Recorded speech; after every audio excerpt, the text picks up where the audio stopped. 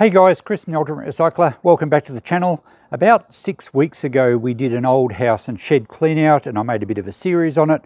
Yes, in the shed we found some mowers and they're under the tarps there, and this Ryobi whippersnipper. We didn't find Coco, she's been with us all along. So I'm going to try and fix this Ryobi first. I don't have room to get the mowers into the shed at the moment. I think Coco wants to help. She's very annoying when I talk to the camera.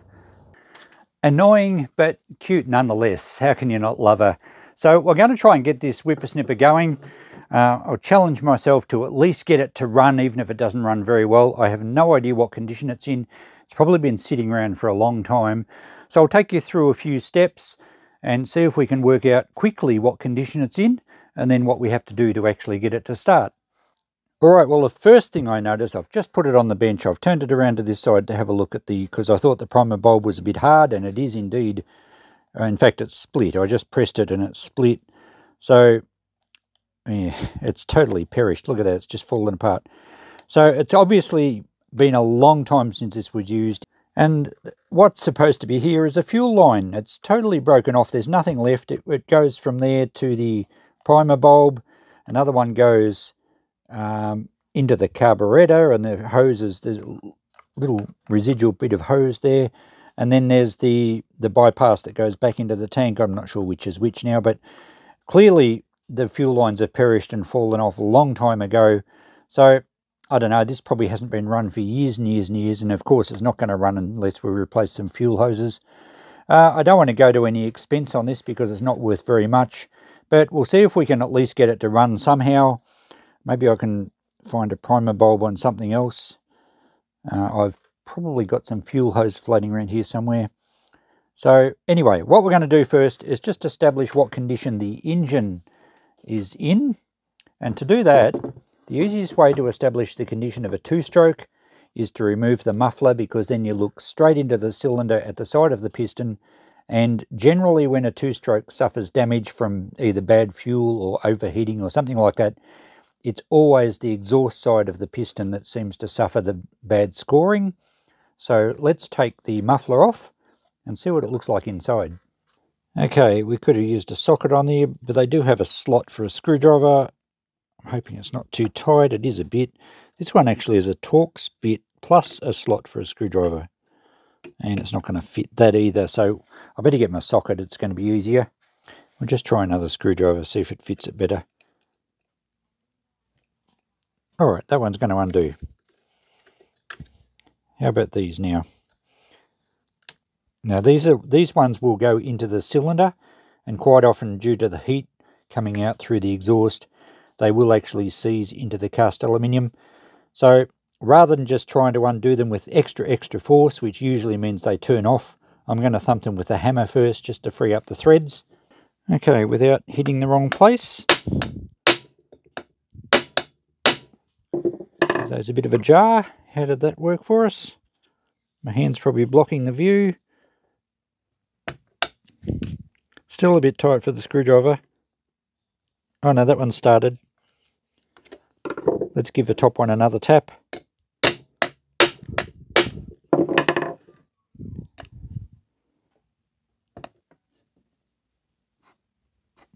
That's got it.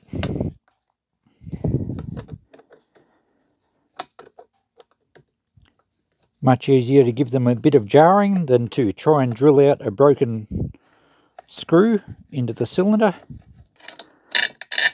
Okay, it's very oily. That's fine. I don't mind that. It means things won't have rusted up. We probably didn't even need to undo the other one, but we want to have a look at the muffler anyway, because sometimes they have a spark arrestor screen on it.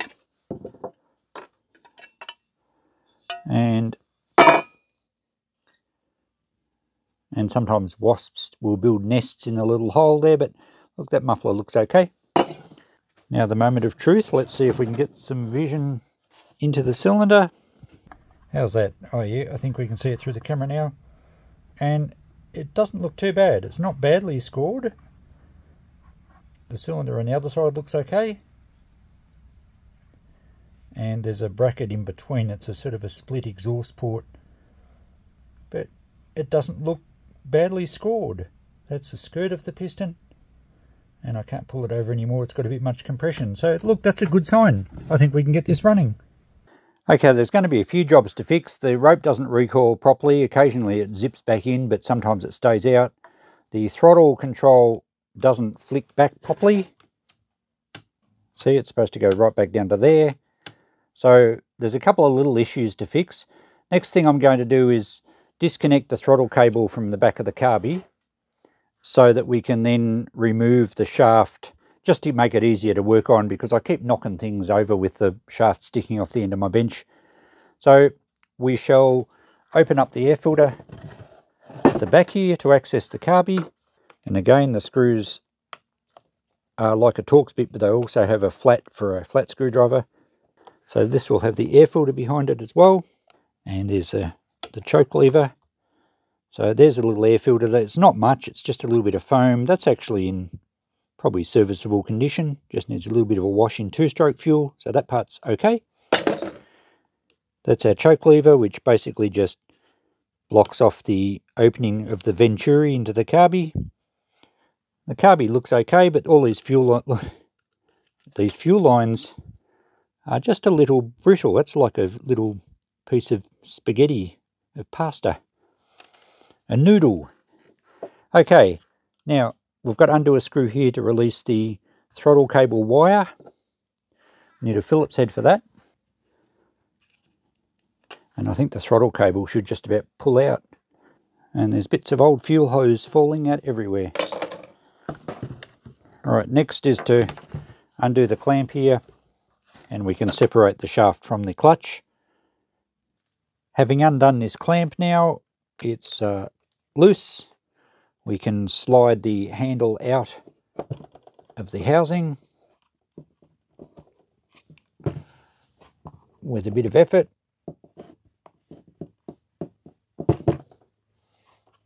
And we've pulled the cable out of the carby, so that's okay, that should slide through. There we go. And you can see that it drives from a square on the end of the flexible drive shaft. This one probably doesn't even have a clutch in it, actually. Sometimes they have a clutch where you can have the engine idling and it doesn't turn the shaft over, but I think these ones actually turn the end constantly. So now we can get that out of the road. And we just have a little engine now. I'll put the towel over the bench and we can start inspecting a bit more closely. An old towel and a rag just makes it a bit more comfortable to work on. So we'll take the front housing off now because we just want to make sure that the starter pulley's okay. It doesn't, yeah, it does flick in sometimes. So we have some screws just around here, 1, 2, 3, 4, 5. We'll also be able to just make sure that the flywheel's okay and not fouled with old grass. And we'll see if we've got some spark at the spark plug.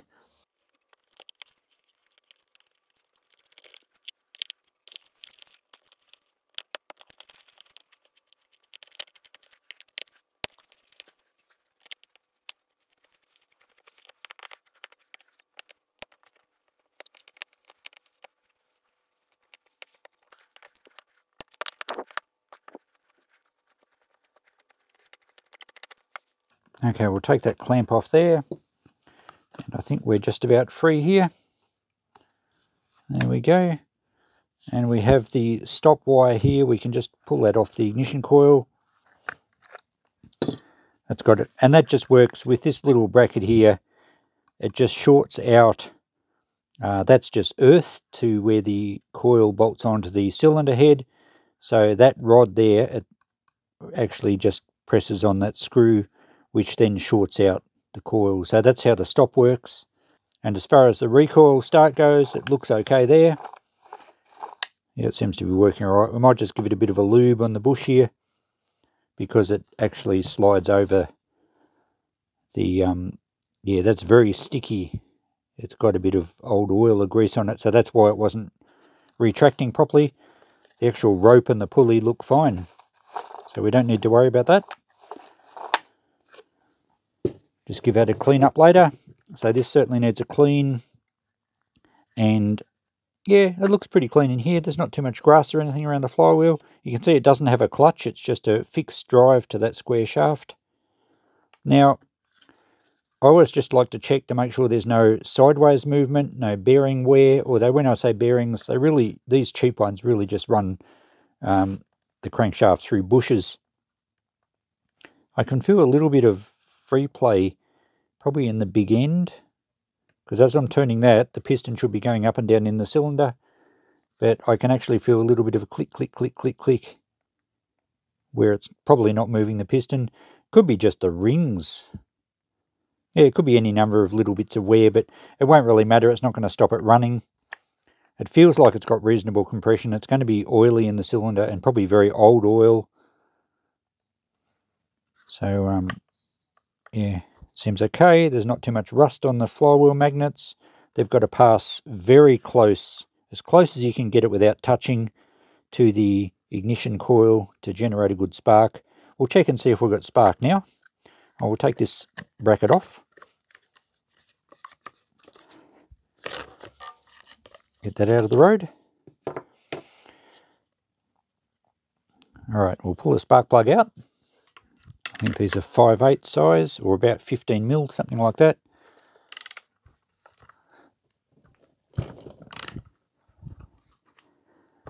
Okay, let's see what the spark plug looks like, because that can tell us a bit about how the engine was running.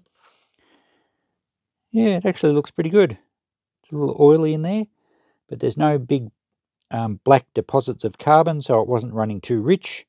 And it's a nice darker colour. When you see them very light grey or even a white, they're probably running too lean, getting too hot.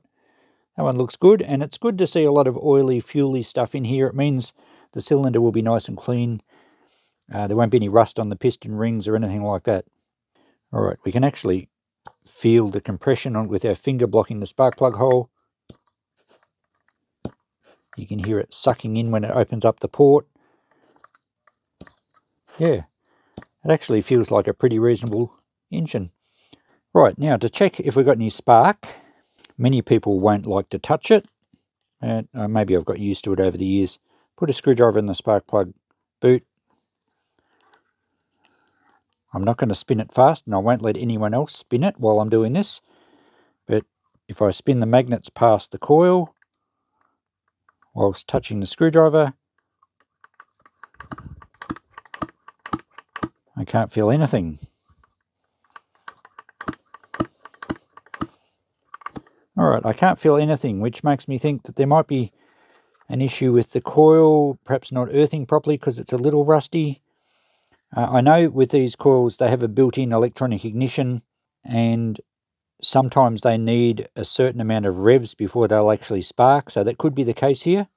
On the old point systems, you'll feel a jolt even with the slowest of the magnet passing. It probably won't be enough to spark it, but you'll feel the jolt. But this one I couldn't feel anything at all, so either the coil has got a problem.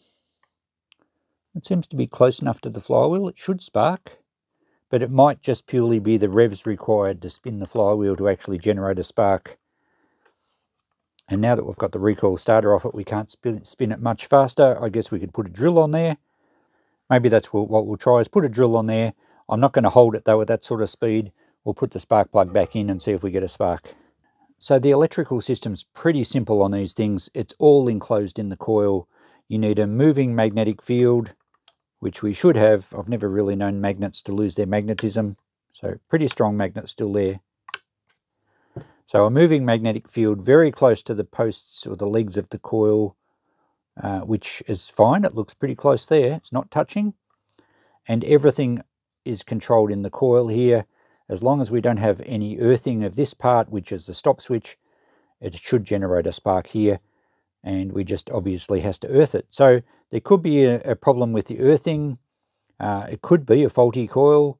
I can't see what else could possibly be wrong with it. So we'll remove the coil and we'll clean up the terminals.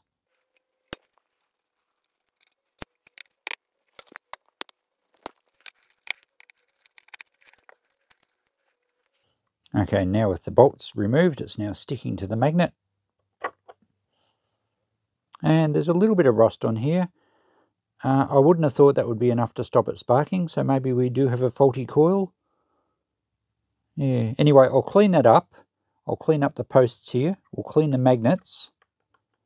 and we'll put it back together and see how we go, because basically it has to happen with this part or this part's faulty. Of course, we could have a crook spark plug, but it's clean enough and I didn't feel any pulses with my fingers, so I think the spark plug might be okay, but we'll try a new one as well just to make sure. So I've cleaned the front of the coil up now, and the contact points, I just used some Scotch-Brite actually, cleaned those mounts up. Everything looks nice and tidy now. Cleaned the magnets up on the flywheel, so they're nice and shiny. So we need to reassemble it, and we need to set the gap between the coil and the flywheel, and I'll show you how I do that. Just a thin piece of card, or even a thicker piece of paper. I've got a business card here, my business card of course, and that you can then stick the coil to the magnet with the card between and do up the bolts and then work the card out, and your gap's normally pretty good. We better not forget to put this part on, and I think it went that way. So we'll put our bolts back in and do it up tight.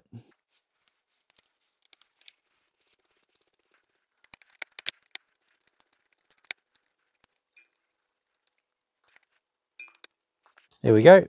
Let's pull the card out. Sometimes you've got to turn the flywheel. There we go. So no touching, but a nice close air gap. Alrighty-go. Let's see if we've got spark now.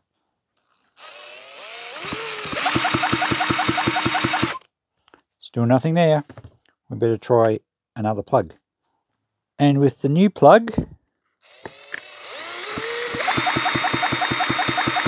we have no spark either. So I think we have a crook module or a crook coil, and you know, that's not actually very common. I hear of a lot of people changing them, but I haven't changed very many in all my times of repairing these. Usually it's an earth problem or a bad plug, but that's the wrong type of plug, but it's a new one. So yeah, I think I've got another one of these Ryobi trimmers. Maybe I could borrow the coil off it and see what happens. Well guys, it's a week later and it turns out I didn't have any parts here to suit this engine, so I found some for sale on eBay. They were actually the complete whippersnipper. There was two of them actually. They were interstate and the guy was advertising them as pickup only. I sent him a message because he'd had them on for sale for quite some time for $30, and I said, is there any chance you could pull some parts off? And I offered him $20 plus postage. We ended up doing a deal, $30 including postage, which was really nice of him because this would have cost a bit. And he pulled both machines apart, and they were, one of them was in working order, the other one, the engine ran but it had some other fault. He pulled them apart and put as many parts as he could in here for me. So for $30 I have a good stash of spares to suit these Ryobi whippersnippers now. I wasn't going to spend much on this job because it's not really worth much even in good going condition, but you know, I challenged myself to get it going, so that's what I'm going to do. Righto, let's see, what did he put in here?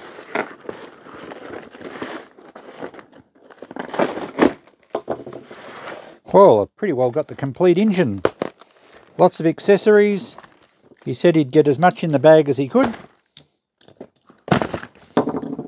So there we go. We have recoil spring. We even have part of the handle control and the trimmer head. Oh, there's the other half of the control with the throttle cable. We have the crankcase, one crankcase, cylinder head, complete with, there we go, ignition coil. Hopefully that suits ours. But I think there was another one as well. Yeah, there's the other one in a plastic bag with the carburetor, even the piston out of one. I'm probably not going to use some of these parts, but at least it'll be handy to have a few in reserve. And yeah, so at least we can pull, well, we've got two coils. They look to be the same. They should be. It was a similar model. So that's all I'm going to do for now. The rest of ours is probably okay. I'll pull out one of these coils. We'll put it on our machine. We'll see if we get spark. As I said, these were both operating machines. There's another spark plug. So that's all I'm going to do for now. The rest of it I'll box up and label. And because I'm going to do a few more repairs, I'll probably just hang on to them. That needs a good clean up. It's very messy, but it looks like it's going to be in good condition. So I'll clean that up. We'll put it on our engine and just see if we now get spark. Oh, I just noticed we've got the primer and that feels to be in great condition. We've even got some fuel lines that are quite flexible. They should be good. So that's great. We should have all the parts we need here now to get ours running. Okay, just been mucking around with these coils. I've cleaned one up and I've put it on there, and weirdly I didn't seem to have spark. Now, I mentioned earlier that sometimes the speed of the motor, it needs to be a certain amount of revolutions before the actual module will create a spark. Usually I've been able to feel that it's going to spark. I cannot feel it on this one, but I've changed my drill to the faster speed, and if perhaps I'll turn the main light off here just to have a bit of darkness, and we'll spin it over and see if you can see it. There, I think you can see that. We definitely have a spark. I'm not going to muck around and put the original coil back on. There's a fair chance that it's still going to be actually working. We just obviously needed faster revolutions on the flywheel, which we would probably get, well, we would get with the rope start, certainly much faster than what I can flick it manually, and obviously faster than what the drill can do on low speed. So there we go, we have a working coil. We can now reassemble the engine and fix up these fuel lines and fix up this primer. So we'll assemble the rest of it in the next part because this one's gone long enough. But good thing is that we have good spark now, and we're pretty well ready to reassemble and just sort out the fuel systems. So I'll finish up this episode. We'll continue this one. I'll finish it this week sometime, so it'll follow very, very shortly.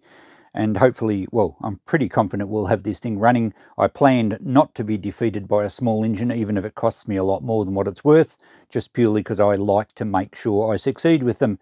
And this was my trade. So even though I've been out of it for, oh geez, pushing 25 years, so a lot of things have changed in that time. But I get a lot of these Ryobis, so ordering this box of parts wasn't a problem. I'll probably use more parts in the future. Even though we probably didn't need to as far as the coil goes, but I do have the fuel lines and the bulbs now to be able to put it back together. So thanks for watching. We'll catch you in the next episode. Bye for now.